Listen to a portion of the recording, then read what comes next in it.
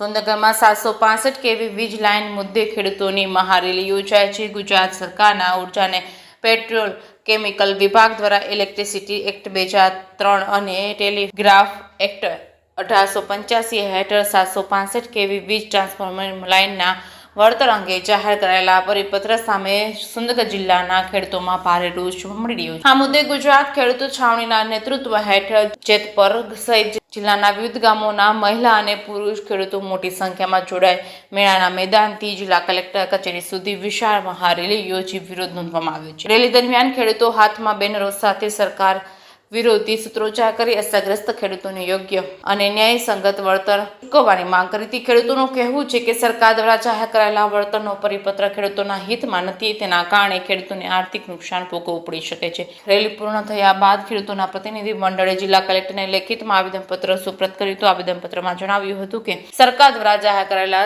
વળતર અંગેનો નિર્ણય ખેડૂતોને સ્વીકાર્ય નથી અને પરિણામ આ પરિપત્રમાં યોગ્ય સુધારા કરવામાં આવે અને જ્યાં સુધી તેમાં ફેરફાર ન થાય ત્યાં સુધી તેની અમલવારી સ્થગિત રાખવામાં આવે તેવી માંગ કરવામાં આવી હતી। જયસિંહ ગુજરાત સાથે મહેશ ઉતરિયા, સુરેન્દ્રનગર। કલેક્ટર સાહેબને સુરેન્દ્રનગર જિલ્લાના તમામ ખેડૂતો ગામના અમે આ એમઆરસી માટે જે ગુજરાત સરકારે પરિપત્ર બહાર પાડ્યો છે તેનો ગામ પંચાયતની અંદર લેખિતની અંદર ઠરાવની અંદર કલેક્ટર સાહેબને અમે આવેદન આપ્યું।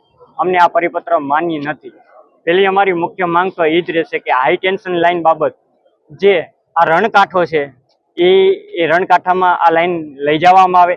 ગુજરાત સરકાર દ્વારા કે શહેરી વિસ્તારની અંદર અંડરગ્રાઉન્ડ લાઈન કહે છે કે વીજ લાઈન અંડરગ્રાઉન્ડ નાખવામાં આવે છે, તો આ પણ ખેડૂતોની ફળદ્રુપ જમીન ન બગડે એટલા માટે અમે ગુજરાત સરકારને વિનંતી કરીએ છીએ કે અંડરગ્રાઉન્ડ લાઈન નાખવામાં આવે।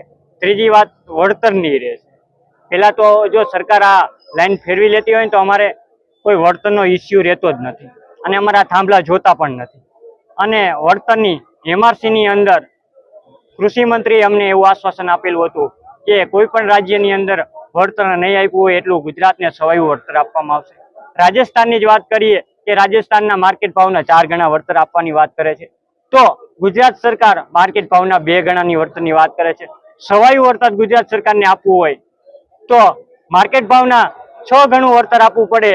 6 ગણું પણ વળતર ઓછું કહેવાય, એટલે 6 ગણું વળતર આપવું પડે। અમારી તો 4 ગણી જ વળતરની વાત છે।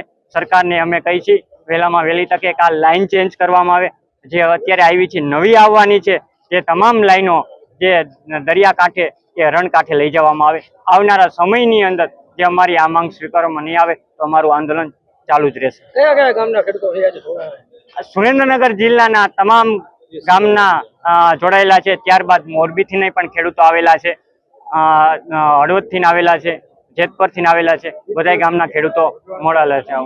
શું ખેડૂતોની રણનીતિ રહેશે આગામી સમયમાં? આવનારા સમયની અંદર મેં કીધું એમ કે અમારી માંગ સ્વીકારવામાં નહીં આવે આ એમઆરસી તો અમને નામંજૂર જ છે। આવનારા સમયમાં નહીં આવે તો અમારું આંદોલન ચાલુ રહેશે। સુરેન્દ્રનગર જિલ્લાના ખેડૂતો આવેલા છે અને કલેક્ટર સાહેબને આવેદનપત્ર આપેલું છે કે આ પરિપત્ર અમને અમાન્ય નથી। ખેડૂત લક્ષી પરિપત્ર તાત્કાલિકના ધોરણે બનાવવામાં આવે। જો સરકાર તાત્કાલિકના ધોરણે કોઈ પગલાં નહીં લે તો આવનારા સમયમાં ગુજરાતના એક ગામડે 18,000 ગામડે પહોંચીને ખેડૂતને જાગૃત કરવામાં આવશે અને વિસ્તારમાં આવતી આ જે વીજ લાઈનના વિરુદ્ધમાં આંદોલનમાં સાથ સહકાર આપવા માટે જાગૃત કરવામાં આવશે। ત્યારબાદ આગળ જો સરકાર કોઈ ધ્યાનમાં નહીં લે તો ત્યાર પછી જે તમે જોયેલું જ છે અને ગુજરાતના ખેડૂએ પણ જોયેલું છે કે આ સરકાર જ ક્યાંક ને ક્યાંક દિલ્હીમાં વિદ્યાર્થીઓ ઉપર જે લાઠીચાર્જ કરવામાં આવ્યો ક્યાંક ને ક્યાંક સરકાર જ શીખવી રહી છે કે ગુજરાતના ખેડૂતોએ આગલું કયું સ્ટેપ લેવું। એ ગુજરાતના ખેડૂત બહુ સારી રીતે જાણે છે।